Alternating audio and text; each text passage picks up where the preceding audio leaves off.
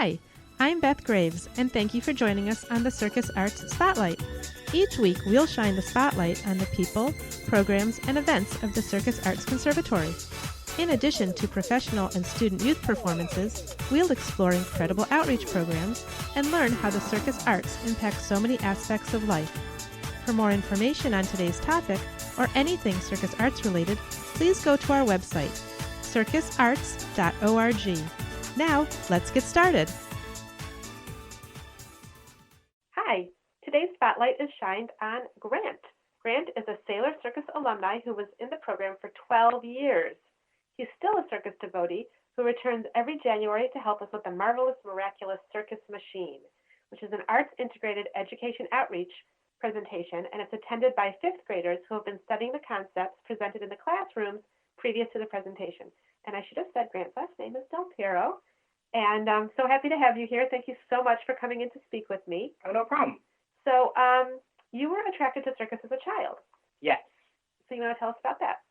So I first was introduced to the circus program back when it used to be owned by the Police Athletic League. It was like 17-ish years ago now. Right. My older brother, when they were letting in second or third graders in the program, he joined. And at the time, it was one of those things that we both went to the same school. So, just hang out with your older brother and just kind of hang out there, and we'll pick you up when he's done. Just, spend some time there. It's good for us.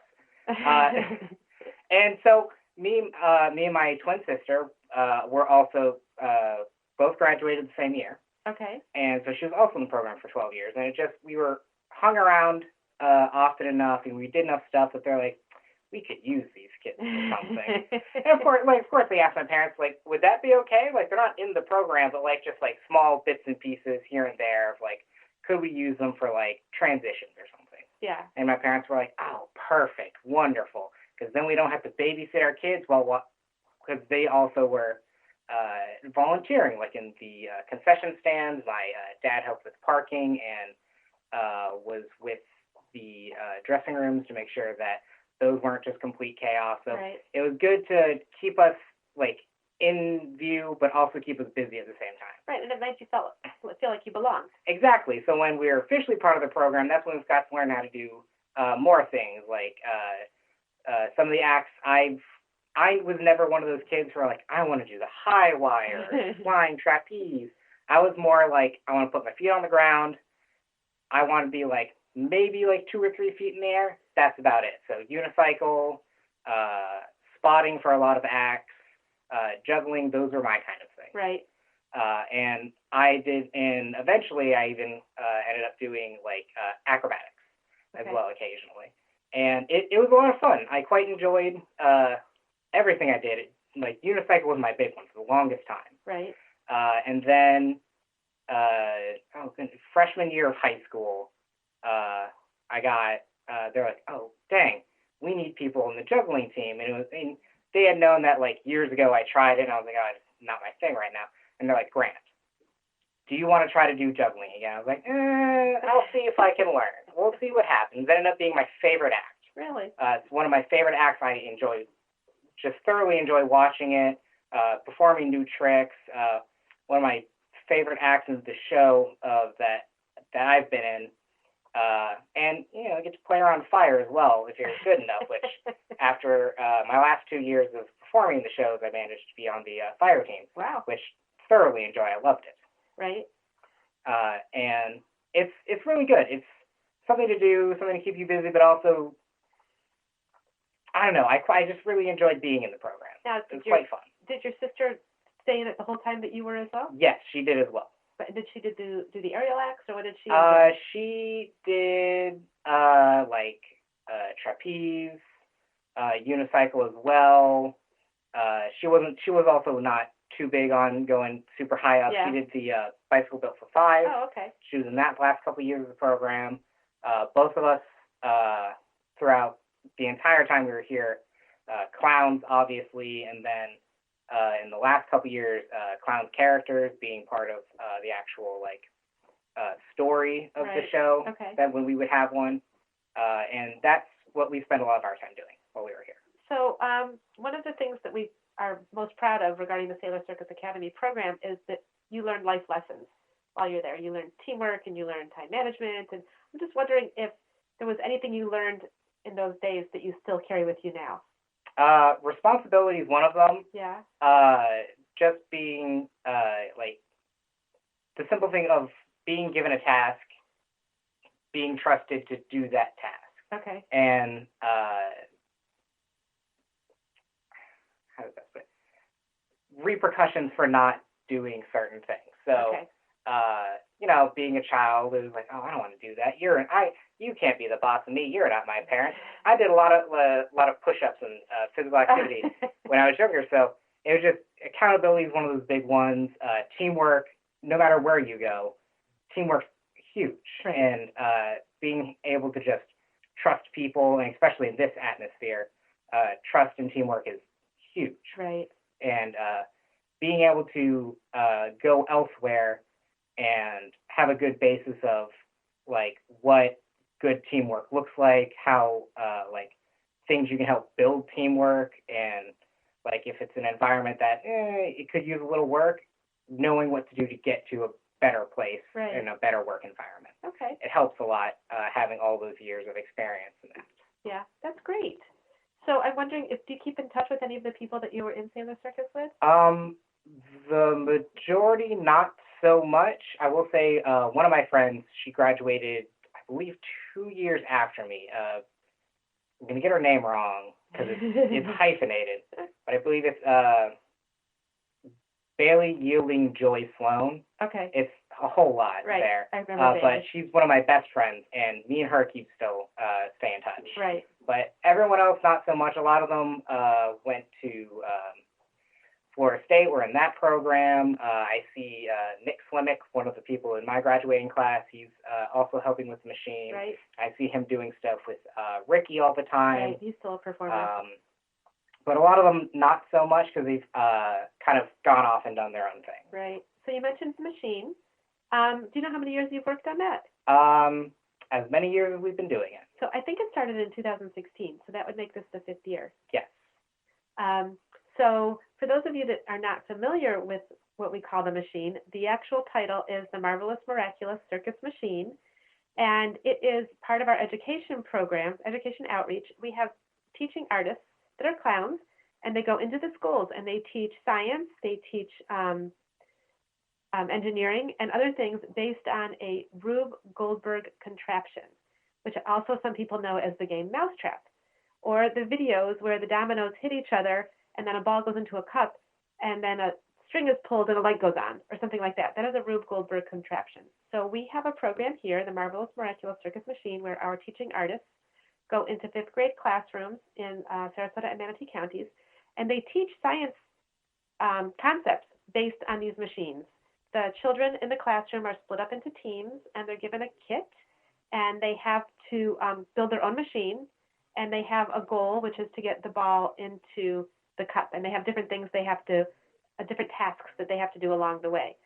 So at the end of that lesson, which is a unit that the children would be learning anyway, they come here to the Sailor Circus Arena, and we have a life-size machine set up for them. Instead of using dominoes, we use planks of wood. Instead of ping pong balls, we may use bowling balls.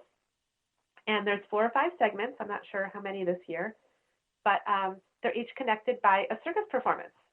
And so we have an arena filled with children once a day for 2 days, and they get to experience this machine. And they have gotten better test scores after learning this way, and they love it. They don't even realize that they're learning. So Grant is going to talk to us about the machine. So you've been here for a couple days now, I think, working on it? Yes. Karen and all of them started bringing everything out from our portable at the beginning of the month last week. And just because of my schedule, I unfortunately wasn't able to come in and help them. But this week I've been here every day. We get here around 10 o'clock or so and just start setting everything back up. If we have, like the day before we head out, we make a list of things of we have to set up this domino chain. We have to set up we have one of a rolling globe contraption. We have to make sure that lines up correctly so it doesn't knock over everything else around it. So we make a list the day before we leave, and then we come in, set everything back up the way it is, and then just run through it 4, 5, 6 times, make sure it gets it.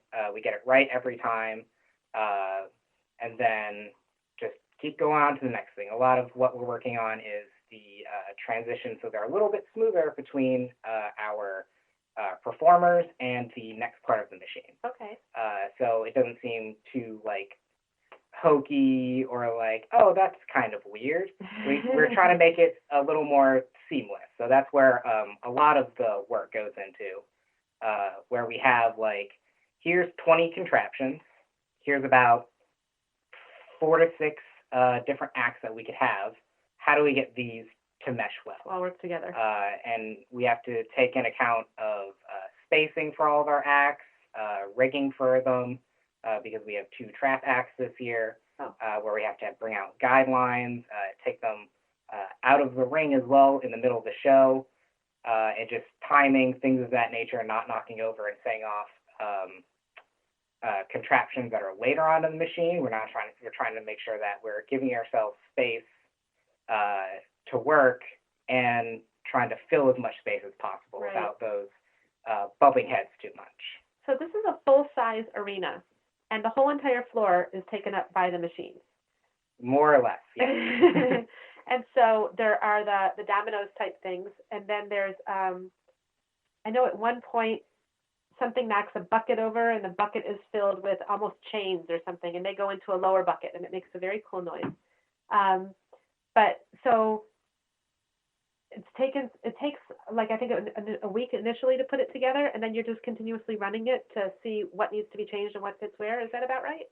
That's about right. So the first day that we come in is like putting all the stuff back together, because to put it away in our portable, we have to unscrew everything, reorganize it, make sure everything's put away so that the portable's still functional for the rest of the year for our other performances. So day one is pull all that out, screw everything back together, and just make inventory. And then the week after that is looking at the space that we have, looking at what we have to work with, who our acts are, where they would prefer to perform in the arena, and then starting to put together pieces of the machine where they would fit best, because we also have to keep in mind eyesight and eye lines.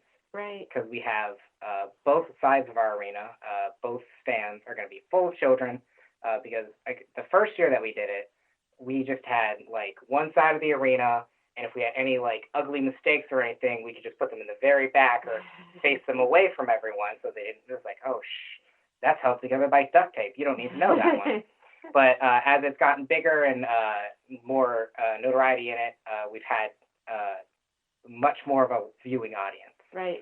So making sure everything, so it's not blocking another part of the machine, is a big one that we're having to worry about. So a lot of our contraptions are like really long pieces of wood with just a bunch of empty gaps, so that we can put them like in our track and still have something on the other end of them that the audience can see from both ends. Okay.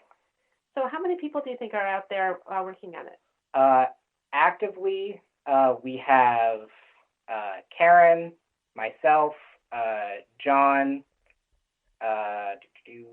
Mark is there as well. Mark is Karen's significant other. And Ricky, now that she is more is an official part of the education program, she's there as often as she can be if her and Karen don't have prior engagements that day. Nick Slimick will come in every so often when he gets the chance, because I know that he's also very busy with his, day job. Right. So basically anywhere from 5 to 10 people are out there working on it at one time. And like I mentioned, the bowling balls and the planks of wood, what are some of the other materials that are used? We have a like an exercise ball that's slightly deflated, and we've even put a little bit of water in it because it was a little too light, and we're using that as like a makeshift tether ball that we just have attached to two like 6-foot ends of a PVC. Okay. We had